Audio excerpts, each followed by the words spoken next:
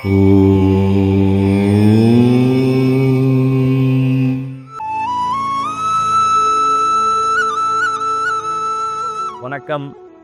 வாழ்க நலமுடன். எப்பொருள் யார் யார் வாய் கேட்பினும் அப்பொருள் மெய்ப்பொருள் காண்பது அறிவு. இந்த வருஷம் சனிப்பெயர்ச்சி 29 மார்ச் 2025 சனிப்பெயர்ச்சி நடக்க இருக்குது. இந்த வருஷம் சனிப்பெயர்ச்சி இருக்குதா இல்லையான்னே ஒரு பெரிய கேள்வி இப்போ ஊடகத்தில் போயிட்டு இருக்கு.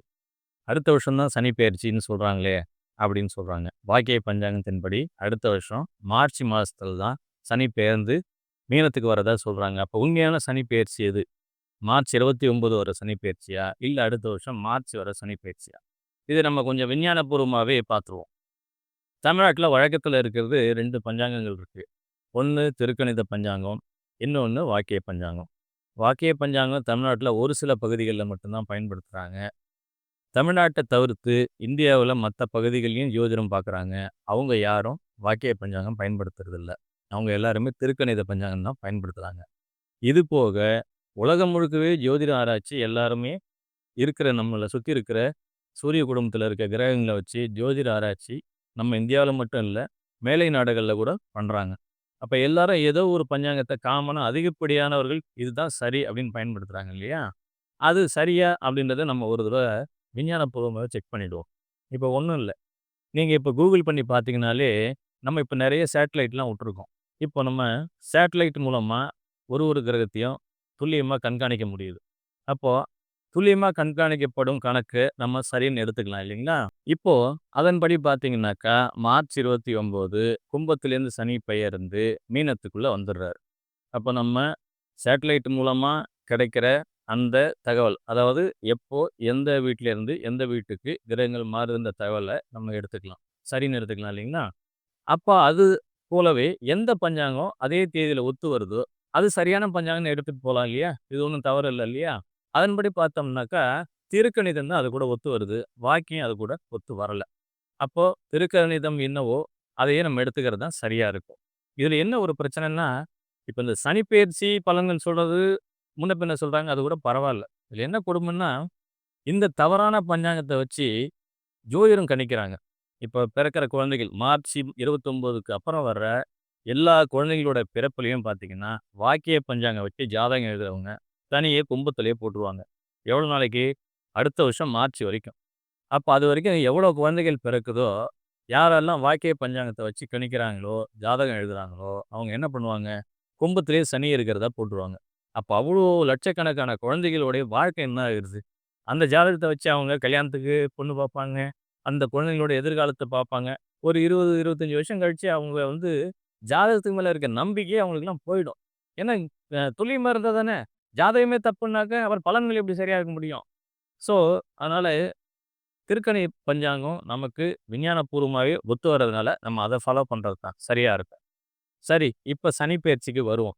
29/3/2025 சனிப்பெயர்ச்சி நடக்குது. கும்பராசியிலிருந்து மீன ராசிக்கு சனி பிரவேசிக்கிறார். பூரட்டாதி நட்சத்திரம் 4ஆம் பாதத்திற்குள் சனி பிரவேசிக்கிறார். அங்கே இருக்கக்கூடிய சனி அதற்கப்புறம் எந்தெந்த மாதங்களில் வக்ரமடைகிறார் அப்படின்றத பார்ப்போம். அவர் 13/7/2025 முதல் 28 நவம்பர் 2025 வரை வக்ரமடைகிறார் மீனராசியிலேயே. பிறகு வக்ர நிவர்த்தி 28/11 அன்னைக்கு வக்ர நிவர்த்தி ஆகி தொடர்ந்து மீனராசியிலே சஞ்சரிக்கிறார். அதற்கு பிறகு 27/7/2026 அன்று திரும்பவும் மீனராசியிலே வக்ரகதியில் இயங்குகிறார். எது வரைக்கும் வக்ரகதியில் இயங்குகிறார் அப்படின்னு பார்த்தீங்கன்னா 11/12/2026 வரைக்கும் வக்ரகதியில் இயங்கி 11ஆம் தேதி வக்ர நிவர்த்தி அடைகிறார். அதற்கு பிறகு 3/6/2027 அன்று அதிசார பயிற்சியாகி மேஷத்துக்கு போறார். அங்க திரும்ப 9/8/2027 அன்று வக்கரமடைந்து திரும்ப மீனத்தை நோக்கி பயணிக்கிறார். அது மாதிரி மீனத்தை நோக்கி பயணிக்கும் சனி 20/10/2027 அன்று மீண்டும் மீனத்துக்குள் நுழைகிறார். அங்க திரும்ப பார்த்தீங்கன்னா 24/12/2027 அன்று மீனத்துல வக்ர நிவர்த்தி அடைகிறாரு. அதற்கு பிறகு 23/2/2028 அன்று சனி பெயர்ச்சியாகி பர்மனெண்ட்டா திரும்ப மேஷ வீட்டுக்கு போறாரு. அப்போ இதில பார்த்தீங்கன்னா, வக்ரம் அடைகிறாரு, அதிசாரம் இருக்குது. இதெல்லாம் கலந்து தான் இந்த சனி பெயர்ச்சி இருக்க போகுது. கிரக பயிற்சிகளுக்குள்ளேயே இந்த மாரி பஞ்சாயத்துனால பிரச்சனைகள் இருக்கும்போது, இன்னொரு புதிய சந்தேகம் என்ன வந்துருது சிலருக்கு அப்டின்னாக்கா, இந்த மாரி கிரக பெயர்ச்சிகள், அதாவது கோச்சார ரீதியான கிரக பெயர்ச்சிகள், சனி பெயர்ச்சியோ, குரு பெயர்ச்சியோ, ராகு கேது பெயர்ச்சியோ, அது உங்களுடைய ராசிக்கு தான் பார்க்கணுமே ஒழிய, லக்னத்துக்கு அல்ல. அந்த மாரி சொல்றது, இல்ல லக்னத்துக்கு பார்க்குறது அப்படிங்கிறது தப்பு.